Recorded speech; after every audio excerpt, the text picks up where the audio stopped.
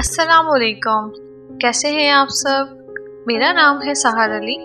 Urdu story channel سحر voice میں آپ سب کو خوش آمدید۔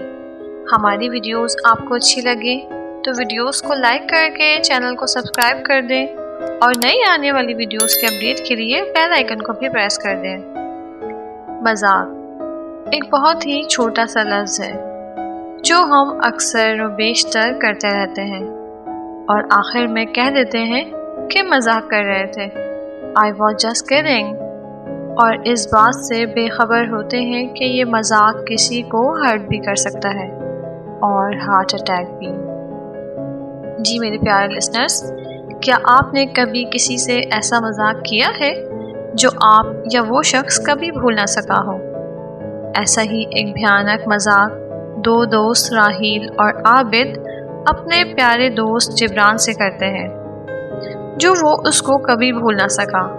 اس بھیانک اور خطرناک مذاق کو جاننے کے لیے کہانی کو مکمل سنیے گا اور اپنی رائے کا اظہار بھی کامنٹ باکس میں ضرور کیجیے گا۔ ہمیں آپ کے کامنٹس کا انتظار رہے گا، اور آپ بھی اپنا کوئی ایسا واقعہ ہم سے شیئر کرنا چاہیں تو ڈسکرپشن میں دیے گئے ای میل ایڈریس پر ضرور سینڈ کیجیے۔ آپ چاہیں گے تو آپ کا نام شیئر کیا جائے گا۔ تو چلیں کہانی کو شروع کرتے ہیں۔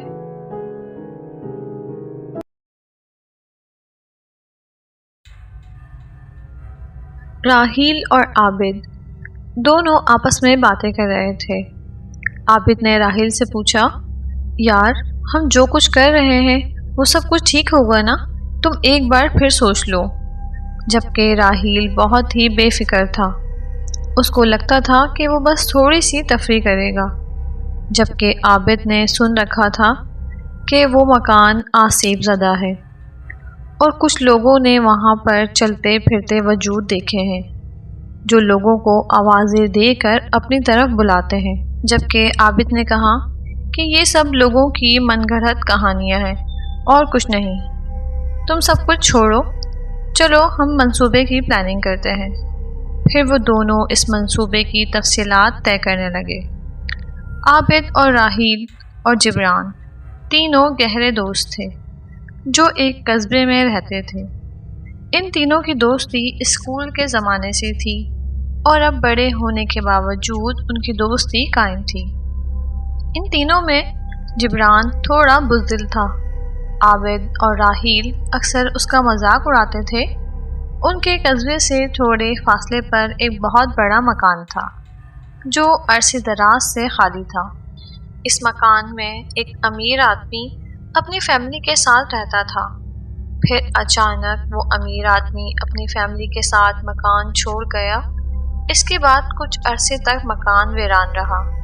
پھر اس میں ایک اور فیملی منتقل ہو گئی، لیکن کچھ عرصے بعد اس فیملی کے ساتھ عجیب و غریب واقعات ہونا شروع ہو گئے، جس سے گھبرا کر اس فیملی نے وہ مکان چھوڑ دیا۔ اس کے بعد سے مکان ویران تھا۔ کوئی بھی اس مکان میں رہائش نہیں رکھتا تھا۔ لوگوں کا خیال تھا کہ یہ مکان آسیب زدہ ہو گیا ہے اور اس میں بدروحوں نے بسیرا کر لیا ہے۔ راحیل اور عابد ان باتوں پر یقین نہیں کرتے تھے۔ ان کے خیال میں لوگوں نے خود ہی سے یہ واقعات گھڑ لیے ہیں۔ ایک دن راحیل نے جبران کے ساتھ مذاق کرنے کا منصوبہ بنایا۔ اس نے اس منصوبے میں عابد کو بھی شریک کر لیا۔ ان کا منصوبہ یہ تھا کہ جبران کو اس مکان میں لے جا کر اسے ڈرائیں گے، اور اب وہ دونوں اس منصوبے کی تفصیلات طے کرنے لگے جبکہ جبران کو کیسے ڈرائیں۔ منصوبہ طے کرنے کے بعد وہ مطمئن ہو گئے۔ منصوبے کے مطابق ایک دن راحیل اور جبران اور عابد یہ تینوں راحیل کے گھر بیٹھ کر باتیں کر رہے تھے۔ تو راحیل نے جبران سے باتوں باتوں میں کہا کہ یار تو نے سنا ہے اس مکان میں کہ جو قصبے سے باہر خزانہ دفن ہے؟ جبکہ جبران یہ سن کر چونک پڑا۔ خزانہ؟ اس مکان میں خزانہ کدھر سے آ گیا اور تمہیں کیسے پتہ چلا؟ راحیل نے کہا، خزانہ اس امیر آدمی کا ہے جس کا یہ مکان تھا اور یہ مکان چھوڑ کر چلا گیا، اور مجھے کسی طریقے سے پتہ چل گیا کہ اس مکان میں خزانہ دفن ہے۔ اب میں اور عابد ہم چاہتے ہیں کہ تم ہمارے ساتھ مل کر یہ خزانہ حاصل کرو۔ क्या? जिब्रान ये सुनकर चौंक पड़ा। और हाँ, राहील ठीक कह रहा है, हम तीनों ये खजाना हासिल कर लेंगे, लेकिन वो मकान तो आसिफ ज़दा है ना, उसके अंदर हम कैसे जाएंगे? जिब्रान ने कहा। मैं तो नहीं जाऊंगा, मुझे तो माफ़ी करो। राहील ने जिब्रान के कंधे पर हाथ मारते हुए कहा, यार घबराओ नहीं, कुछ नहीं होगा। वो मकान आसिफ ज़दा नहीं है, लोगों ने वैसे ही मशहूर कर दिया है। मैं और आबिद कई बार इस मकान में जा चुके हैं और हमने उधर कुछ भी नहीं देखा और ना ही महसूस किया। हम खजाने को ढूंढ कर वापस आपस में तकसीम कर लेंगे। आखिर जिब्रान के खौफ पर लालच हावी हो गई और वो उन दोनों के साथ चलने के लिए तैयार हो गया। तय पाया कि तीनों अगले महीने के पहले हफ्ते को रात में उस मकान में दाखिल होंगे और अपने साथ वो खजाना ढूंढने और निकालने के लिए ज़रूरी सामान भी साथ ले लेंगे। मुकर्ररा दिन वो तीनों रात के वक्त उस मकान की तरफ रवाना हो गए। राहील अपने साथ रिवॉल्वर भी ले आया। आसमान बिल्कुल साफ था, ठंडी हवा चल रही थी जो बहुत ही भली लग रही थी। चांदनी रात थी जिससे दूर का मंजर भी साफ नजर आ रहा था। तीनों के दिल तेज तेज धड़क रहे थे। थोड़ी देर बाद उन्हें दूर से मकान का हेवला दिखाई देने लगा। चांदनी रात में मकान बाहर से बहुत पुरस्कार दिखाई दे रहा था। वो तीनों मकान के बाहर रुक गए। मकान किसी ज़माने में बहुत शानदार रहा होगा, लेकिन अब वो टूट फूट का शिकार दिखाई दे रहा था। मकान की बैरूनी दीवार के पास झाड़ियाँ उगी हुई थीं। मकान के अंदर हम कैसे दाखिल होंगे? जिब्रान ने कहा।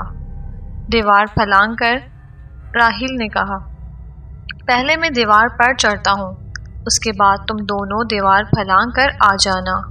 राहील की बात सुनकर उन दोनों ने अज़बात में सर हिलाया। आबिद ने और राहील को दीवार पर चढ़ाने में मदद दी। राहील उचक कर दीवार पर चढ़ गया। दीवार की अंदरूनी तरफ भी झाड़ियाँ फैली हुई थीं। राहील दूसरी तरफ कूद गया। आ जाओ, राहील ने उन दोनों को आवाज़ दी। जिब्रान दीवार पर चढ़ा। उसने आबिद का हाथ पकड़कर उसे भी दीवार पर चढ़ने में मदद दी। फिर दोनों इकट्ठे नीचे कूद गए। चंद लम्हों तक तीनों अपनी जगह दुबके रहे। फिर वो तीनों अपनी जगह से उठे और मकान की तरफ बढ़ना शुरू हो गए। मकान 3 मंजिला था और काफ़ी रुकबे पर फैला हुआ था। वो तीनों मकान के सामने वाले हिस्से में पहुँचे तो मकान का मरकजी दरवाज़ा बंद था। आबिद ने दरवाजे के हैंडल पर दबाव डालकर उसे खोला तो वो चरचराहट की आवाज़ के साथ खुलता चला गया। अंदर घुप अंधेरा था। राहील ने जेब से टॉर्च निकाली और रोशन करके उसकी रोशनी दरवाजे के अंदर फेंकी।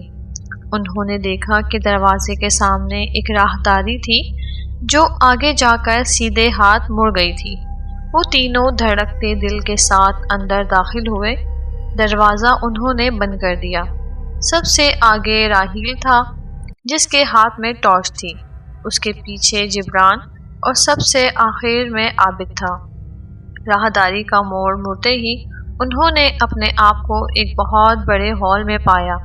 राहील ने टॉर्च की रोशनी हॉल में इधर उधर डाली तो अचानक बहुत सी चमगादड़ें हॉल के एक सिरे से उड़कर उनके सर के ऊपर से गुजरकर एक तरफ चली गईं। उफ, लगता था काफ़ी अरसे से किसी ने इधर कदम नहीं रखा, जिब्रान ने कहा।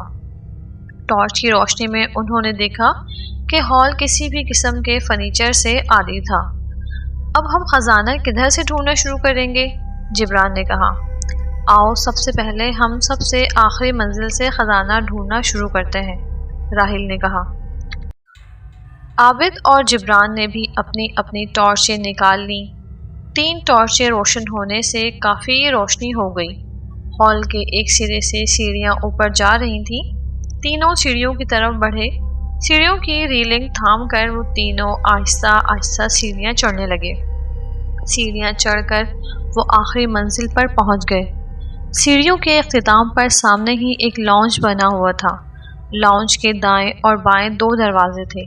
سب سے پہلے ہم سیدھے ہاتھ والے کمرے سے خزانے کی تلاش شروع کریں گے، عابد نے کہا۔ یہ کہہ کر اس نے سیدھے ہاتھ والے دروازے کا رخ کیا۔ دروازے کے پاس پہنچ کر اس نے دروازہ کھولا اور ٹارچ کی روشنی اندر ڈالی۔ کمرے میں معمولی سا فرنیچر پڑا ہوا تھا جو شاید بیکار سمجھ کر ادھر ہی چھوڑ دیا گیا ہو۔ عابد کمرے کے اندر داخل ہو گیا۔ اس کے پیچھے جبران اور راحیل بھی اندر داخل ہو گئے۔ کسی تہخانے کا راستہ ڈھونڈنے کی کوشش کرو، راحیل نے کہا۔ عابد اور جبران دونوں دیواریں ٹٹولنے لگے۔ جبران ایک دیوار ٹٹول رہا تھا تو اسے اندازہ ہوا کہ راحیل اور عابد چپکے سے کمرے سے باہر نکل گئے۔ اسے اس وقت اندازہ ہو گیا کہ جب اس نے اپنے پیچھے زور سے دروازہ بند ہونے کی آواز سنی۔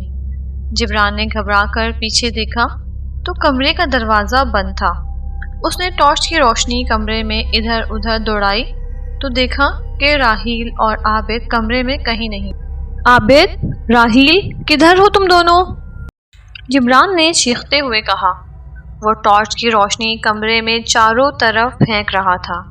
ہم یہاں ہیں۔ اچانک اسے دروازے کے باہر سے راحیل کی آواز سنائی دی۔ جبران لپک کر دروازے کے پاس پہنچا۔ اس نے دروازہ کھولنے کی بہت کوشش کی لیکن دروازہ باہر سے بند تھا۔ دروازہ کھولو، راحیل کی کیا بےہودگی ہے؟ جبران نے دروازہ زور زور سے دھڑ دھڑاتے ہوئے کہا۔ معاف کرنا جبران، ہم نے تمہارے ساتھ چھوٹا سا مذاق کیا ہے۔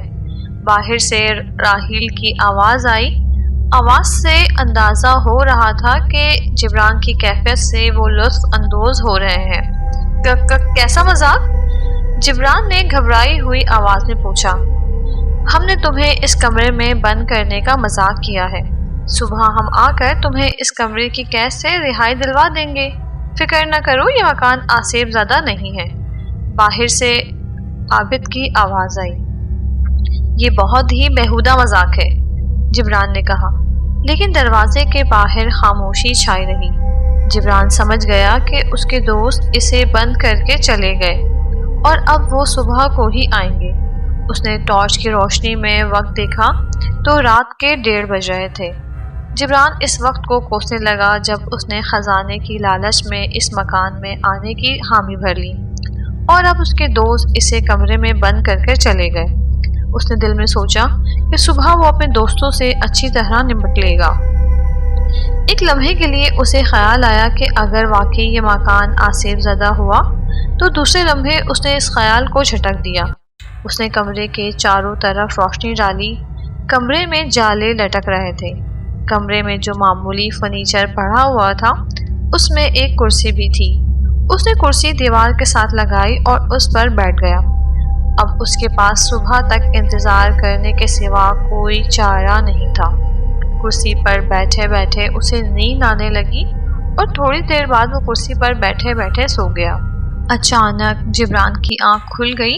اسے لگا اس کی کرسی کو کسی نے زور زور سے ہلایا تھا جس کی وجہ سے اس کی آنکھ کھل گئی۔ ٹارچ ابھی تک روشن تھی۔ اس نے ٹارچ کی روشنی میں گھڑی میں وقت دیکھا تو 2 بج رہے تھے، یعنی وہ آدھا گھنٹہ سو چکا تھا۔ اس نے ٹارچ کی روشنی میں کمرے میں ادھر ادھر نظر ڈالی تو اچانک وہ اپنی کرسی پر سے اٹھ کر کھڑا ہو گیا۔ سامنے والی دیوار پر ایک دروازہ موجود تھا جو کھلا ہوا تھا اور اس میں سے سیڑھیاں نیچے جاتی ہوئی دکھائی دے رہی تھیں۔ جبران کو لگا کہ وہ سوتے میں کوئی خواب دیکھ رہا ہو۔ اس نے اپنی آنکھیں زور زور سے مسلنا شروع کر دی، لیکن یہ کوئی خواب نہیں تھا۔ جبران کو 100% یقین تھا کہ اس کے سونے سے پہلے یہ دروازہ دیوار میں موجود نہیں تھا۔ اس کے سونے کے دوران یہ دروازہ نمودار ہوا ہے۔ وہ بری طرح خوف زدہ ہو گیا۔ اب تک تو اسے یہ اطمینان تھا کہ یہ مکان آسیب زدہ نہیں ہے اور اس کے دوست اسے اس کمرے سے صبح نکال لیں گے، لیکن اب اسے اس مکان کے آسیب زدہ ہونے کا یقین ہو رہا تھا۔ اسے اپنی سلامتی خطرے میں پڑتی دکھائی دے رہی تھی۔ ابھی وہ یہ سب کچھ سوچ ہی رہا تھا کہ اسے سیڑھیوں پر کسی کے قدموں کی چاپ سنائی دی۔ چاپ سن کر اس کا دل اچھل کر حلق میں آ گیا۔ وہ پھٹی پھٹی آنکھوں سے سیڑھیوں کی طرف دیکھتا رہا۔ اس میں اپنی جگہ سے ہلنے کی سکت بھی نہیں رہی۔ پھر دروازے پر ایک سفید لباس میں ملبوس ایک لڑکی نمودار ہوئی۔ اس کے بال کھلے ہوئے تھے، اس کی آنکھیں ویران تھیں، اس کا چہرہ سفید تھا۔ اس نے ایک ہاتھ میں شمع دان پکڑا ہوا تھا جس میں ایک موم بتی جل رہی تھی۔ جبران یہ منظر دیکھ رہا تھا اور سوچ رہا تھا کہ وہ ابھی تک بے ہوش کیوں نہیں ہوا۔ اس کے منہ سے کوئی آواز بھی نہیں نکل رہی تھی۔ لڑکی نے اس کی طرف دیکھ کر ہاتھ کا اشارہ کیا جیسے اسے اپنی طرف بلا رہی ہو۔ جبران کو اپنی طرف بلانے کا اشارہ کر کے لڑکی مڑی اور سیڑھیاں اترنے لگی۔ جبران کے قدم خود بخود لڑکی کے پیچھے چلنے لگے۔ لڑکی سیڑھیاں اتر کر نیچے غائب ہو گئی۔ جبران دروازے کے پاس پہنچا۔ سیڑھیوں پر اندھیرا تھا۔ جبران ٹارچ کی روشنی میں سیڑھیاں اترنے لگا۔ جبران مسلسل کوشش کر رہا تھا کہ وہ رک جائے اور سیڑھیاں نہ اترے، لیکن کوئی انجانی طاقت اسے مسلسل سیڑھیاں اترنے پر مجبور کر رہی تھی۔ جلد ہی سیڑھیاں ختم ہو گئیں۔ جبران نے اپنے آپ کو ایک وسیع تہہ خانے میں موجود پایا۔ جبران نے تہہ خانے کے چاروں طرف ٹارچ کی روشنی ڈالی، لیکن اسے لڑکی دکھائی نہ دی۔ اچانک اس نے ٹارچ کی روشنی ایک جگہ روک دی۔ اس کی ٹارچ کی روشنی جس جگہ رکی تھی ادھر ایک چبوترا بنا ہوا تھا۔ اس چبوترے سے ایک تابوت پڑا ہوا نظر آیا۔ تابوت بند تھا۔ اس کے قدم خود بخود تابوت کی طرف اٹھتے شروع ہو گئے۔ جبران نے کوشش کی کہ وہ تابوت کے پاس نہ جائے، لیکن وہ اپنی اس کوشش میں ناکام رہا۔ تابوت کے پاس پہنچ کر جبران رک گیا۔ اس کے ہاتھ نہ چاہتے ہوئے بھی تابوت کی طرف بڑھے اور اس نے تابوت کا ڈھکنا کھول دیا۔ تابوت میں سفید لباس والی لڑکی لیٹی ہوئی تھی۔ اچانک اس لڑکی نے اپنی آنکھیں کھول دیں اور اٹھ کر بیٹھ گئی۔ یہ دیکھ کر جبران کے منہ سے بے ساختہ چیخ نکل گئی۔ اسے لگا وہ اندیکھی طاقت کے اثر سے آزاد ہو گیا ہے۔ وہ پیچھے مڑا۔ اس نے سیڑھیوں کی طرف دوڑ لگا دی۔ بدحواسی میں سیڑھیاں پھلانگتے ہوئے وہ اوپر کمرے میں جا پہنچا۔ اس نے سیڑھیوں کا دروازہ بند کر دیا، حالانکہ اسے یقین تھا کہ دروازہ اس لڑکی کی جو یقیناً کوئی آسیب تھی روک نہیں سکے گا۔ جبران نے کمرے میں نظر دوڑائی کہ وہ اپنی حفاظت کے لیے کیا کرے۔ پھر وہ کمرے کے داخلی دروازے کی طرف لپکا کہ شاید دروازہ کھل جائے۔ وہ دروازے کے پاس پہنچا۔ اس نے ہینڈل کو پکڑ کر گھمایا تو حیرت انگیز طور پر دروازہ کھل گیا، جیسے وہ کبھی بند ہوا ہی نہیں تھا۔ جبران حیران تو تھا، لیکن یہ وقت حیرانگی کا نہیں تھا۔ اس وقت تو اسے اپنی جان بچانی تھی۔ وہ دروازے سے باہر نکل آیا۔ لاؤنج سے ہوتا ہوا وہ سیڑھیوں کی طرف بڑھا اور تیزی سے سیڑھیاں اترنے لگا۔ سیڑھیاں اترتے ہوئے بدحواسی میں وہ آخری چند سیڑھیوں سے پھسل گیا اور لڑکھڑاتا ہوا نیچے گر گیا۔ اس کا سر زمین سے ٹکرایا اور وہ بے ہوش ہو گیا۔ جب اس کی آنکھ کھلی تو اس نے دیکھا کہ وہ بیڈ پر لیٹا ہوا ہے۔ وہ ہڑبڑا کر اٹھ بیٹھا۔ اس نے کمرے کو دیکھا تو پہچان گیا کہ یہ راحیل کے مکان کا کمرہ ہے۔ اسی لمحے کمرے کا دروازہ کھلا اور راحیل اور عابد کمرے میں داخل ہوئے۔ شکر ہے یار تمہیں ہوش آ گیا، راحیل نے کہا۔ کیا ہوا تھا؟ میں ادھر کیسے آیا؟ جبران نے اپنا سر پکڑتے ہوئے کہا۔ ہم دونوں صبح جب مکان میں داخل ہوئے تو تم سیڑھیوں کے پاس بے ہوش پڑے ہوئے تھے۔ ہم نے تمہیں ہوش میں لانے کی بہت کوشش کی لیکن بے سود۔ پھر ہم تمہیں ادھر لے آئے۔ ابھی ہم ڈاکٹر کو بلانے کے بارے میں سوچ ہی رہے تھے کہ تمہیں ہوش آ گیا، راحیل نے پوری بات تفصیل سے بتاتے ہوئے کہا۔ اوہ یاد آ گیا مجھے، جبران نے کہا۔ پھر اس نے ان دونوں کو کل رات ہونے والے سارے واقعات تفصیل سے بتا دیے۔ یہ سب بتاتے ہوئے اس کے چہرے پر خوف موجود تھا۔ جبران کو راحیل اور عابد سے اس بات کا تذکرہ کرنا بھی یاد نہیں رہا کہ وہ اسے کمرے میں بند کر کے کیوں آ گئے تھے۔ جبران کی بات پوری ہوئی تو راحیل اور عابد کے چہروں پر بے یقینی کے تاثرات تھے۔ کیا واقعی وہ مکان آسیب زدہ ہے؟ عابد نے سوچ میں ڈوبے ہوئے لہجے میں کہا۔ اب تو شک کی کوئی گنجائش نہیں ہے، چلو چل کر دیکھتے ہیں کہ واقعی کوئی دروازہ ہے کہ نہیں۔ مجھے تو یقین نہیں آ رہا۔ جبران نے کہا میں تو اب نہیں جاؤں گا۔ جبران کو مکان میں چلنے کے لیے بامشکل راضی کیا۔ تھوڑی دیر بعد وہ تینوں مکان کی طرف روانہ ہو گئے۔ مکان میں داخل ہو کر تینوں سب سے اوپر والی منزل پر گئے۔ پھر وہ اس کمرے میں داخل ہوئے۔ کمرہ جوں کا توں تھا۔ کدھر نمودار ہوا تھا وہ دروازہ؟ راحیل نے جبران سے پوچھا۔ جبران نے جس دیوار پر دروازہ نمودار ہوا تھا ادھر اشارہ کرتے ہوئے کہا۔ ادھر عابد اور راحیل نے دیوار کو دیکھا اور نزدیک پہنچ کر اس کا اچھی طرح جائزہ لیا، لیکن انہیں کوئی دروازہ نہیں ملا۔